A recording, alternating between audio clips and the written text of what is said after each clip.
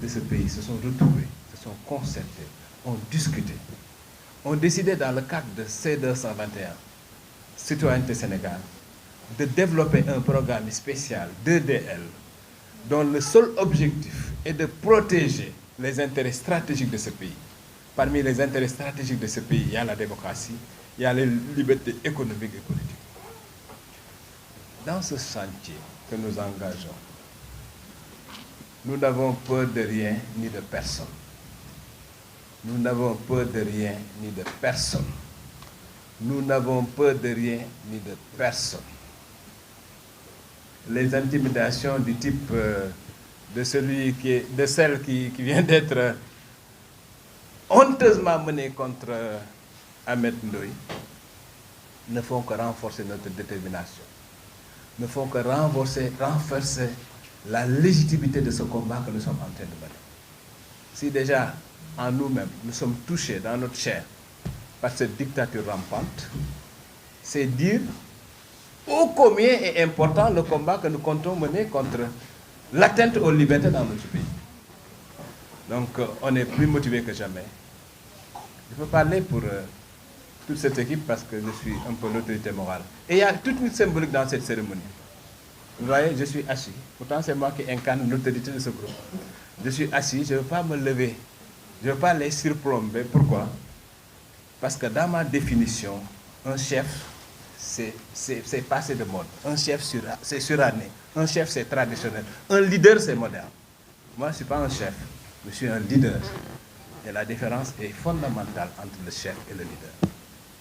Eh bien, moi qui incarne ce groupe, il faut que les gens sachent que je suis formaté.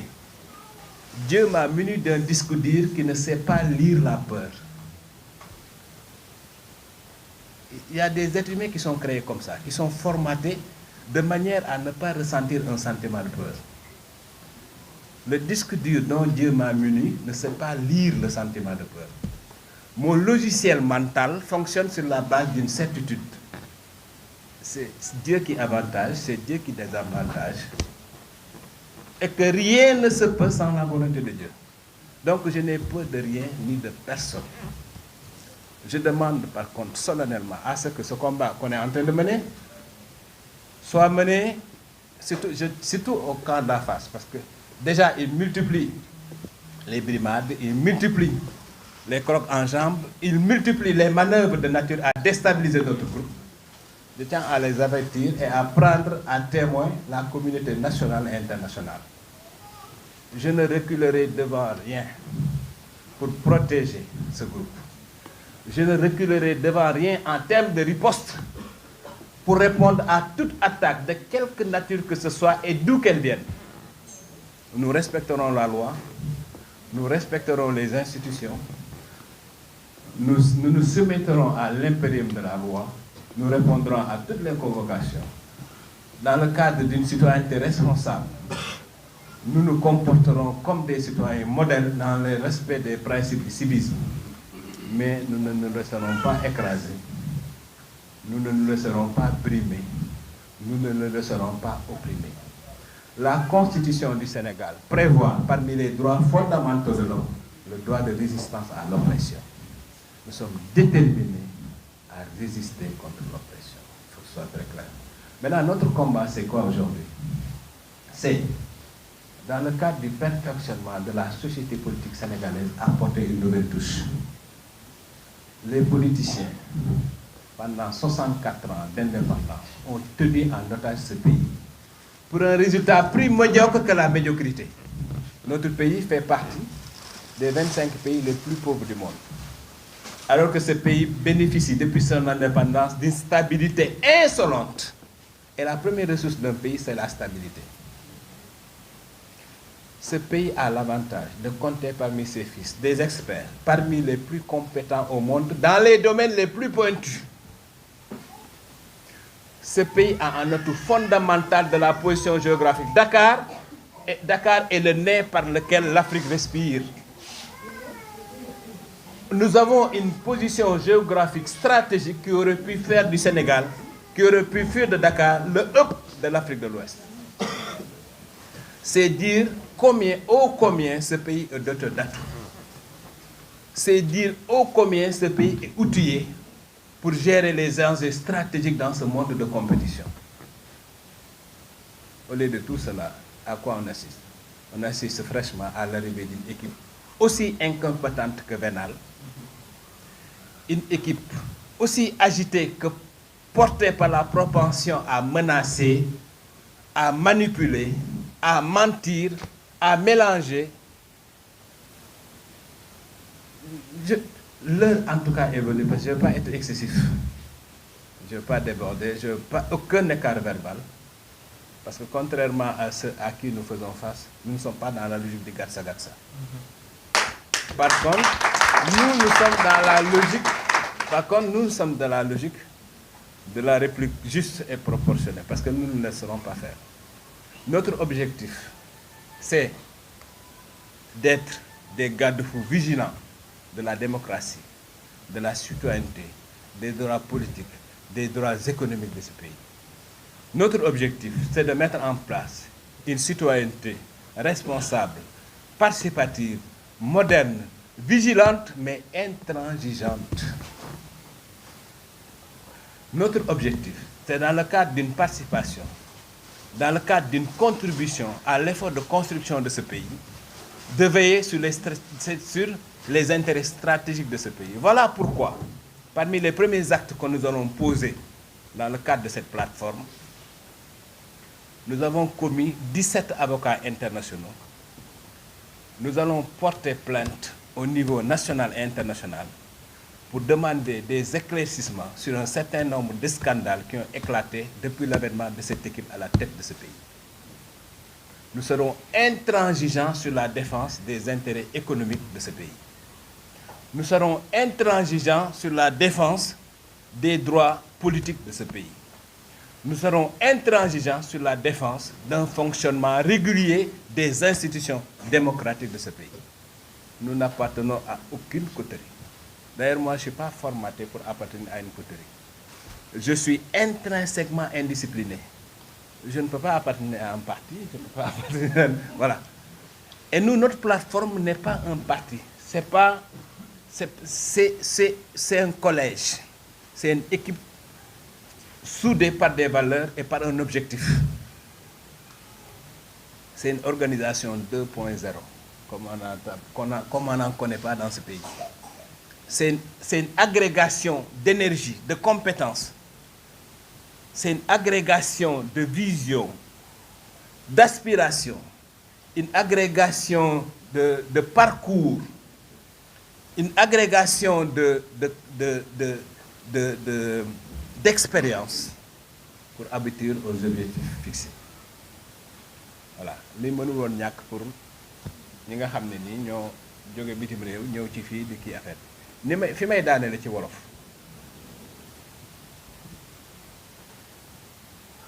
Li nga xam ni moom la ñu sos te ngeen ñëw tey fekke ko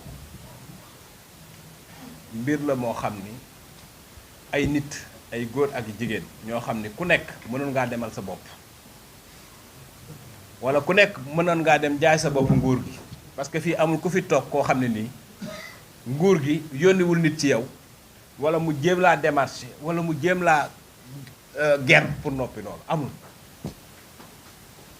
fii ñi fi nekk ñëpp ku nekk koo ci jël rek mënoon naa demal boppam mënoon naa créer mouvement wala mu créer partem wala mu dem waxal boppam fii koo fi jël rek ku ne mënoon naa dem jaay boppam nguur gi am lu ko neex parce que fii amul ku fi toog ku nguur gi soxlawul ku nguur gi yónneewul parce que ñoom noonu lañ def dañ lay jéem a xoqatal bu xoqatal bi doxul ñu yónnee la ay nit pour jéem la ger ñoom loolu mooy seen ay méthode pour wan leen ni fii ñi fi nekk ñëpp dañ fi nekk parce que dañoo gëm lii nga xam ni moom lañ taxawal li ñu taxawal nag man maa koy incarné waaye moomuma ko parce que comme ni parti daan nga xam yaa moom say parti moom ba moom chaise yi moom banc yi ñun amuñu loolu ñun dañoo daje xalaat ci réew mi bokk gis-gis bokk fi ñu jëm waaw àdduna nag loo gis dafa am ko koy jiite c'est normal tu comprends mais jiite bi ma koy jiite du jiite chef jiite leader laa jiite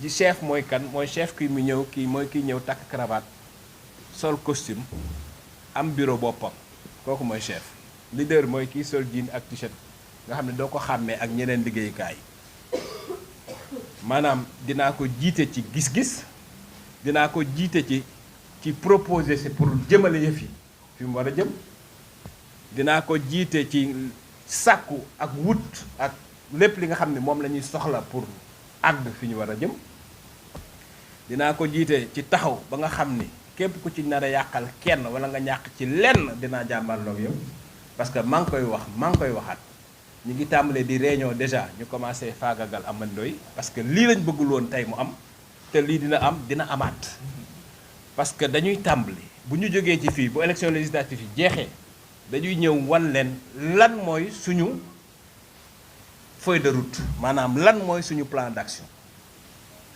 d'action boobu bis biñ leen koy wan dañ koy tàmbalee dox plan d'action boobu lépp a ngi ci communiqué ngi ci plan d'action boobu marché ngi ci plan d'action boobu ay procès ngi ci procès partout dans le monde mi ngi ci plan d'action boobu lépp lu ñu constitution ak loi may pour aar démocratie pour aar koom-koomu réew mi pour aar koppari réew mi lépp a ngi ci plan d'action boobu danañ def ci réew mi loo xam ni kenn mësu koo gis kenn mësu koo xalaat te kenn mësu ta jàpp ne lii mën naa nekk gis nga ñii lépp lu ñu tegoon Macky Sall danañ leen teg lu ko gën a tar te duñ leen saaga duñ leen xas duñu yàq seen der dégg baax la ma duñ leen saaga duñ leen xas duñu yàq seen der te duñ leen sosal te luñ leen teg ci dëgg lañ koy teg te luñ leen teg bu ko sénégalais àttee xam ne ñu ñii ñoo nekk ci dëgg te lépp lu ñu def ci réew mi lépp lu ñu fanaanee nas bu ñu xëyee suba ñu danañ ko fecc teg ko ci penc loolu moom amul kenn ku mën a def ci réew mi lu ñu ump mënta nekk xanaa nga dem defe ko ci beneen réew mais Sénégal gi ñu nekk nga def fi lu ñu ump non mënta nekk te lépp luñ fi def loo xam ne jàdd Casamance dañ koy surveiller comme du lait sur le feu parce que Casamance la fa xew kenn mësu koo gis nit ñi xeex pendant 40 ans général Kandé ñëw nettoyer Casamance ba armée bi jëlaat Casamance nit ñi commencé ñibbi di dellu seen ay village nga dem financer benn livre benn jigéenu tubaab ñëw bind ni Casamance dafa war am indépendance kan moo sañoon ne def loolu su Macky Sall kan moo sañoon def loolu su Ablaye Wade kan moo sañoon def loolu su Abdou Diouf kan moo ñeme loolu ci àdduna lan moo tax ñu def ko ci nguur gi loolu il faut nit ñi xalaat yi lan moo tax général Kandé moom nga xam ne moo ñëw dàq rebelle yi jëlaat Casamance yépp nguur gi bi mu ñëwee li ñu njëkk a def mooy affecté ko Inde mais il faut ngeen xalaat ci lan moo tax Casamance jël seen drapeau yëkkati ko ñëpp gis ko te nguur gi kenn yeeyu yàbb ji lan moo tax plan Fouta amul plan Kajoor amul plan Casamance lañ njëkk a def ci réew mi lan moo tax fale ndox maa ngay nangu kii ñëpp di bëgg a dee foofu amul plan lan moo tax plan Casamance lañ def ak 62 milliards yooyu il faut se poser des questions parce que nag attention kenn maa may nee na ma réew mi guddi gi nit ñi tëdd nañ waaye kenn nelawu fi te képp ku jàpp ni mën ngaa def ci réew mi lu ëmp nit ñi mooy dinaa rien compris waaw c'est-à-dire xel yi ñu am ak réseau yi am ci àdduna bi bu deewul kenn mënta def ci réew mi loo xam ne ñuy ëmp waaw loolu xanaa nga defee ko feneen fudul ci mais ci réew mi loo fi nas bu ma xëyee suba wax la ne lii yaa ko doon nas waaw léegi nag affaire dafa am lu ñu mën a wax ak lu ñu mënta wax jàpp leen ni daal yéen Sénégal bu fekkoon ne da ngeen a bëgg ñu leen taxawal teem bu fekkoon ne da ngeen a bëgg ñoo xam dañuy veiller seen ay intérêt bu fekkoon da ngeen bëgg ñu taxawu askan wi ba nga xam ne kenn du faagaagal démocratie bi kenn du faagaagal liberté yi kenn du faagaagal koom-koom bi kenn du yàq réew mi jàpp leen ni mën ngeen ko am ci groupe bi kon bu ñu jógee ci conférence de presse bi incha allahu rabbi dinañ defaat beneen cérémonie boo xam ne nii cérémonie boo am solo lay doon ñu wax sénégalais yi suñu feuille de route maanaam suñu plan d'action parce que ñun duñu parti politique nekkuñu fi pour di xoole ak di wax ak di politique ak di jéem a position déedéet ñun li ñu bëgg mooy wan nit ñi ni lii la ñu bëgg a def te dañ koy def nit ñi gis ko te buñ ko defee nit ñi dañuy gis njariñ ni lii moo taxoon ñu def ko parce que nekk ba yëf yàq nga naan xamoon naa ko man duma ko def dañuy def li ñu mën ba jooyanti luñ mën a jooyanti li ci des nag nit ñi jàkkoonteel ñëpp gis nañ leen am na ko taxawoon fii ni transhumance du mos a am du mos a am ci réew mi keroog la rencontré Déthié Fall am koo xam ni dafa taxawoon ni dafa feebar ci kaso bi nit ñi naan mi ngi ci duggante dund ak dee ba ndeysaan sëñ Muntaxa mu bari yërmande bi yóbbante ci moom jox ko ay lekk yépp ak di ko ñaan mu génne li mu doon wax yépp da doon tappale loolu mooy politicien Sénégal nga ni transhumance keroog nga dem débauché Déthié Fall bi nekk ci beneen liste Déthié Fall aussi mais quelle tragédie c'est-à-dire loolu mooy politique ci Sénégal yow nga ñëw former beneen liste ak xam nga tant que xam nga gis nga obsession bi homme politique yi am Sénégal pour être ministre gis nga bëgg obsession mais àdduna mën ngaa dund sa dund neex te doo nekk ministre doo nekk directeur général doo nekk président de la République ma wax leen benn affaire rencontré na dans ma vie 48 chefs d'État man xamante naa am naa ay rapport personnel ak 17 chefs d'État yoo xam ne am naa ba seen numéro téléphone bi nekk seen biir néegu biir ak seen jabar mais ñi gën a malheureux ci àdduna bi maanaam ñi nga xam ne ni seen dund moo gën a naqari ci àdduna bi mooy chef d'État il faut nit ñi xam ko c'est-à-dire que bu fekkee amul benn chef d'État bu ma xam man bu heureux boo xam ne dundam dafa neex wala dundam dafa amul gisuma ko te bu amoon ma gis ko un chef d'État gis kii dafa heureux dafa am jàmm dafa neex non amul donc nit ñi li ñuy reyee seen bopp pour chef d'État Macky Sall mos naa ko laaj un jour fekk ma ñëw fekk ko mag grand bi woo koŋ bakkan bi xonq kanam gi sew parce que Macky Sall bu sonnee bakkan bi day xonq kanam gi sew ma ne ko grand mun ma ne ko mais grand situation bi ma la gisee nii mun ma je vais te dire booy ma ne ko mun ma depuis bi ma nekkee chef d'État ba léegi musuma tëdd nelaw 5 heures de temps yu mat boobu def na 7 ans au pouvoir moo ne ma juróom-ñaari at yëpp passé mosuma tëdd nelaw 5 heures de temps yu mat ma ne mun ma parce que da ngay tëdd léegi ministre de l'intérieur woo la waaye y a telle affaire à la frontière et cetera nga wax ak moom ba pare yeewu tëdd bala ngay nelawaat sa beneen collègue chef d'État woo la est-ce que la c'est-à-dire chef d'État dafay ba pare mais réew dafa c'est-à-dire mais xam nga lan mooy réew maire yi paa yi jigéen ñi xale yi est-ce que tu ma avenir nit ñi sécurité nit ñi dundu nit ñi lépp mi ngi sa loxo muy sa responsable yow ngay benn nit mais attends loolu bu fekkee am nga tuuti conscience loolu boo lekkee naan wala nga tëdd nelaw rek mooy doo nit obsession ministre moo tax homme politique yi Sénégal yi sañ nañ lu ne xam nga Déthié Fall li mu def nii est-ce que nit dina def li dem fële composer benn liste moo tax yéen Sénégal yi faaw ngeen bàyyi politiciens yi fële jël ñeneen nit yi dul politicien ngeen ànd ak ñoom pour réew mi parce que tant que yéen a ngi topp ay politiciens ñoom ci ay complot rek la ñu nekk Ousmane Sonko ba mu fi ñëwee ba léegi lépp lu mu waxoon dindi na ko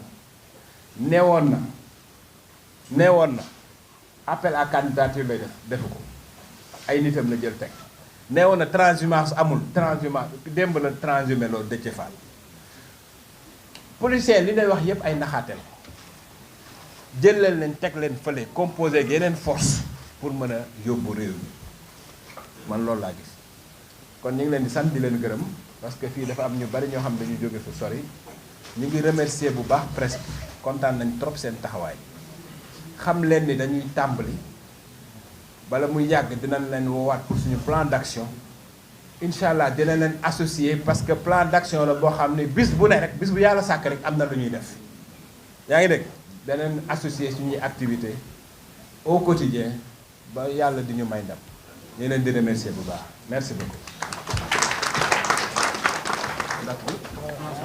Question. Non, amul question. Non, amul question. Oui. Prochaine fois ñu def question. Non, parce que il faut nit ñi.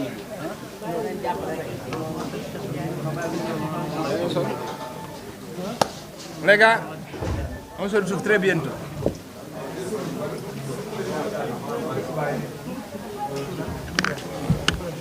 à prendre la parole. J'aurais demandé. Très. Abou Diallo mu ngi ci Abou Diallo. Ah oui. Oui. Damaa tàmm def 221.